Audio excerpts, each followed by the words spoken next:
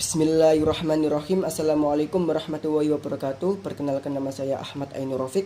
Saya dari Biologi UIN Sunan Ampel Surabaya dengan nomor induk mahasiswa H91219035. Di sini saya akan mempresentasikan tugas review jurnal untuk pengisi nilai UTS dari mata kuliah Fisiologi Tumbuhan.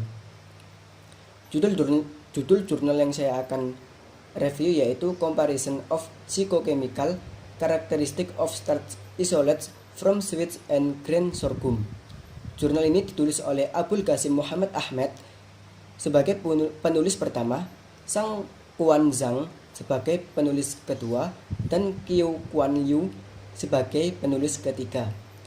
Jurnal ini diterbitkan pada tahun 2016. Untuk review jurnal ini disusun oleh saya sendiri, Ahmad Ainur Rafiq, dan dibimbing oleh dosen pengampu mata kuliah Fisiologi Tumbuhan yaitu Bu Esti Tiastirin MKM. Pertama-tama kita akan bahas pendahuluannya terlebih dahulu. Sorghum atau nama ilmiah dari Sorghum bicolor L. Moens merupakan tanaman biji-bijian sereal yang biasa digunakan sebagai makanan pokok di Asia Selatan dan Afrika atau daerah-daerah sub-Sahara. Sorghum ini dikenal atau bercirikan sebagai tanaman yang dapat tumbuh di berbagai lingkungan. Karena sorghum dapat hidup atau tumbuh di daerah lingkungan yang kurang akan air maupun banyaknya kandungan air. Sorghum merupakan bahan baku makanan dengan urutan kelima setelah gandum, jagung, padi, jelai, kemudian baru sorghum. Sorghum kaya akan kandungan pati, yang dimana pati merupakan karbohidrat cadangan yang terdapat di dalam batang dan biji suatu tanaman. Pati sendiri terdiri atas polisakarida amilosa dan amilopektin. Kemudian untuk selanjutnya yaitu tujuan dari jurnal ini atau tujuan penelitian yang ada pada jurnal, yaitu untuk memperoleh hasil yang akurat mengenai perbedaan fisiokimia dan fungsional antara pati manis dan pati sorghum. Untuk metode penelitiannya yaitu yang pertama, persiapan alat dan atau sampel tanaman yang digunakan, yaitu pertama sorghum yang berasal dari dua negara yaitu Cina dan Sudan, di mana sorghum ini terdapat dua genotip sorghum, 8 genotip dari sorghum manis dan 4 genotip dari sorghum biji-bijian. Semua genotip ditanam pada tahun 2013 pada musim panas di pertanian percobaan Universitas Zhengzhou, dan ketika biji-bijian sudah masak atau siap panen, kemudian dilakukan proses karakterisasi. Untuk metode penelitian yang kedua yaitu uji isolasi pati, yaitu dilakukan dengan cara pemolesan menggunakan metode protease alkali. Setelah itu biji sorghum direndam dan disimpan selama 24 jam. Butir yang direndam akan digiling menggunakan blender sampai menjadi bubuk atau bubur, kemudian didinginkan menggunakan freezer. Uji yang ketiga yaitu uji kandungan pati. Uji kandungan amilosa pati digunakan menggunakan penilaian iodium biru berdasarkan dengan standar dari Departemen Pertanian Cina. Kemudian uji konsistensi gel pati. Uji konsistensi gel pati dilakukan dengan cara memodifikasi prosedur. Prosedur yang dimodifikasi antara lain penggabungan 100 mg pati dengan 0,2 ml indikator biru timol sebanyak 0,025% dalam 12 cm kali 13,35 mm tabung kultur berisolasi dalam vortex Genitu. Tahap yang keempat yaitu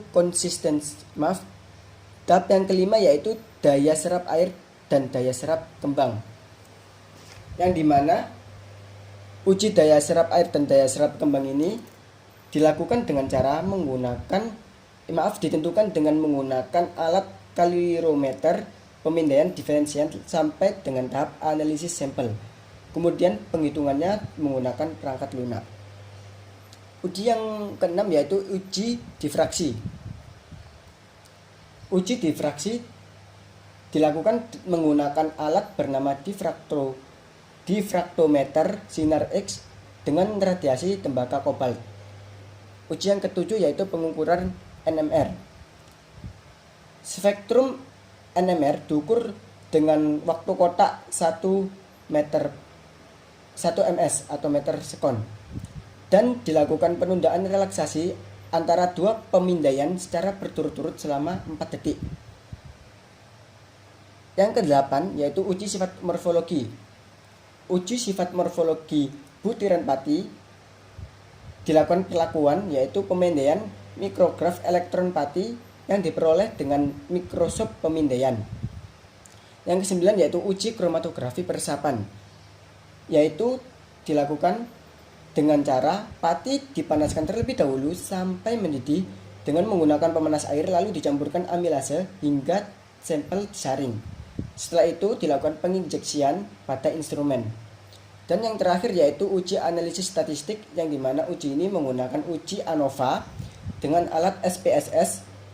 Varian yang dianggap pada tingkat signifikan 95%, di mana P lebih besar, P kurang dari 0,05. Hasil dari penelitian. Yang pertama, amilosa konten atau AC.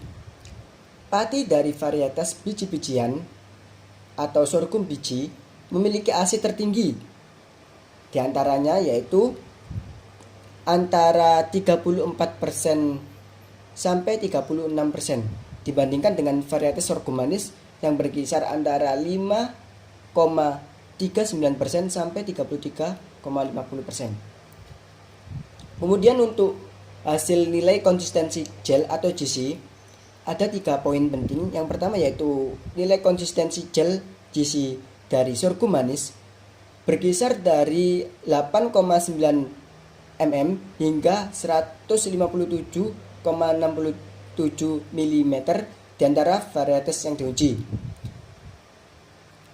Kemudian varietas manis yang memiliki GC tertinggi yaitu pada genotip GL6 dengan kisaran 157,67 mm. Untuk nilai konsistensi gel atau GC pada sorghum biji-bijian yaitu berkisar antara 89,0 hingga 125,5 mm. Poin yang terakhir yaitu nilai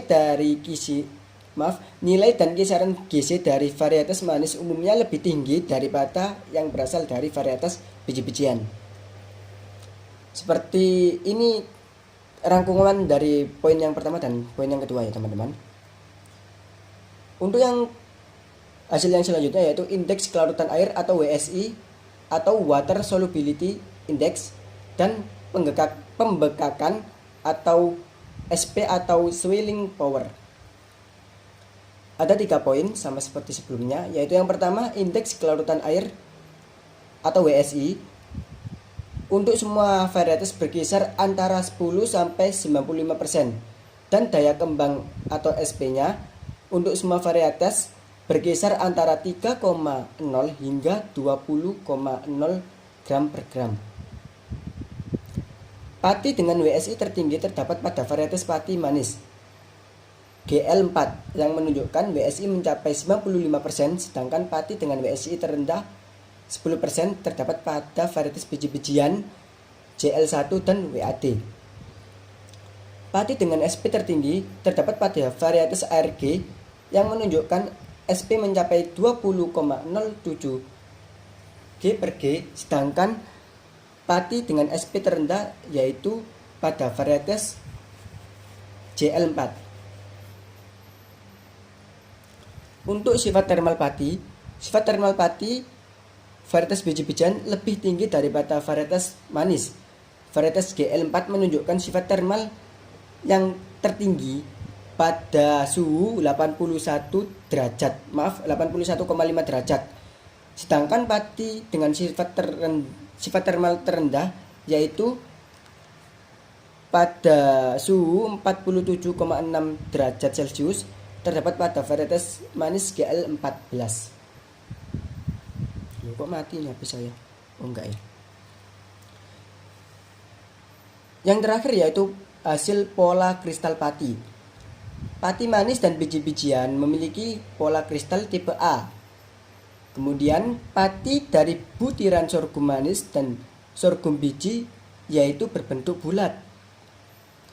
Kemudian yang poin terakhir yaitu permukaan dari butiran sorghum manis berbentuk bulat dengan lubang, yang dimana pada penelitian lainnya menyebutkan bahwa sorghum manis dapat bertahan di segala kondisi lingkungan. Ini penelitian dari Andriani dan Musdalifah pada tahun 2013. Untuk kesimpulannya, ini saya nggak pakai itu ya, nggak saya resume, saya masukkan semua, yaitu yang isinya varietas manis menunjukkan sedikit perbedaan dari varietas patian, dan beberapa diantaranya terlihat seperti biji-bijian, yang menunjukkan kemungkinan untuk menggunakan pati sebagai industrialisasi karena biji-bijian tidak disukai dalam makanan. Semua varietas biji-bijian menunjukkan kandungan AC yang tertinggi. Varietas manis memiliki kandungan AC yang sangat rendah dan lainnya menunjukkan kandungan AC yang sedang.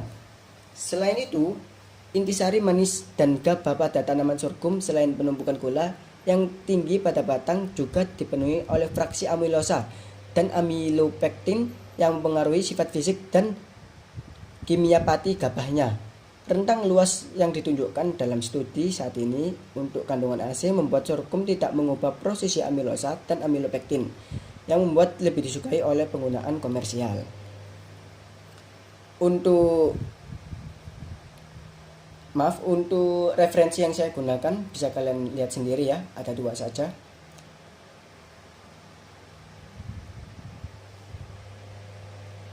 Oke, kita lanjut ke jurnal selanjutnya. Jurnal yang kedua, judul jurnalnya yaitu Effect of Water Stress on Photosystem 2 Photosymmetry and its Thermostability in Wedge Plant. Jurnal ini ditulis oleh Coming Lu sebagai penulis pertama dan Jianghua Zhang sebagai penulis kedua. Jurnal ini bernama Journal of Experimental Botany volume 50 nomor 336, diterbitkan pada tahun 1999. Pertama-tama kita akan bahas pendahuluannya terlebih dahulu. Tekanan air merupakan salah satu faktor lingkungan yang penting untuk menghambat proses fotosintesis. Penurunan fotosintesis di bawah tekanan air dapat dikaitkan dengan gangguan proses biokimia.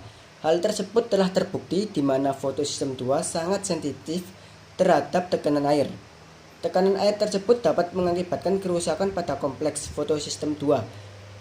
Penelitian terhadap fotosistem 2 di mana adanya pengaruh interaksi kekeringan dan cahaya terang telah dilakukan secara luas dengan menunjukkan bahwa kekeringan merupakan predisposisi kerusakan fotoinhibitory pada fotosistem 2. Tujuan dari penelitian ini yaitu untuk mengetahui pengaruh dan interaksi tekanan air terhadap fungsi fotosistem 2 pada tanaman gandum.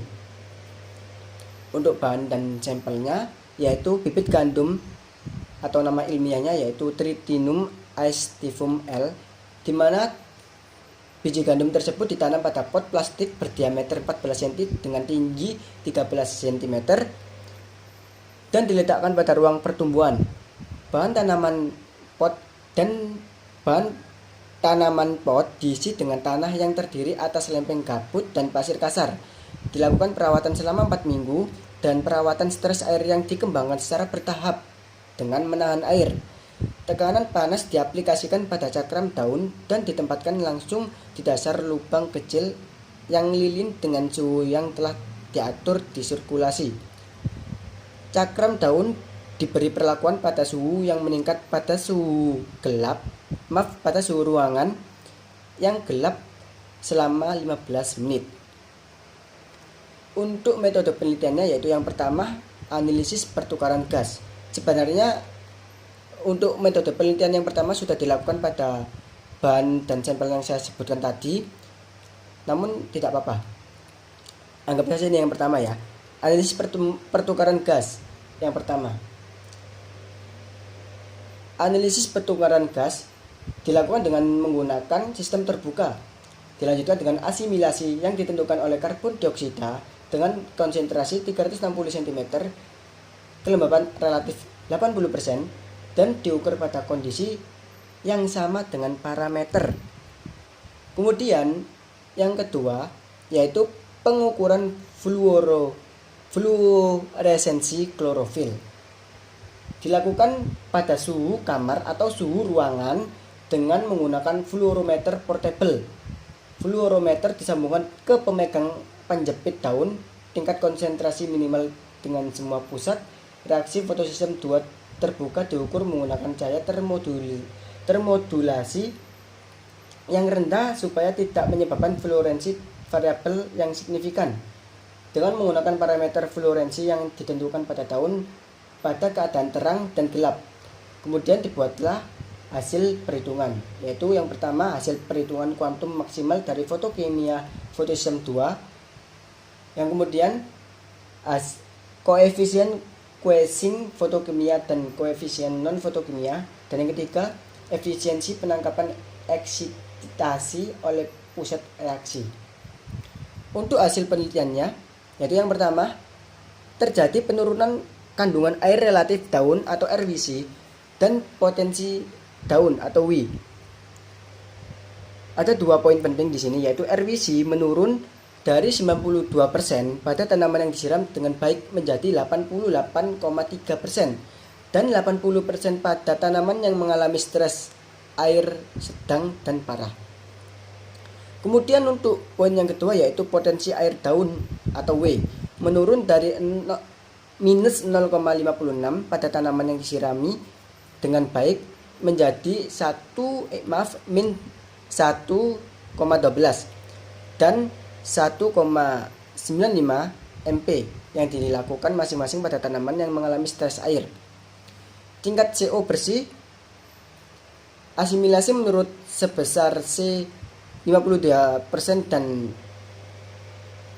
89% masing-masing pada tanaman yang mengalami stres air sedang dan parah. Tidak ada perubahan yang diamati terhadap pengaruh tekanan air fotokimia fotosistem 2 atau FM.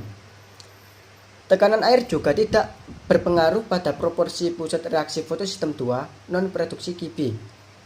Adanya pengaruh tekanan air termostabilitas fotosistem 2, yang dimana tekanan air ini menyebabkan peningkatan ketahanan fotosistem 2 terhadap stres air.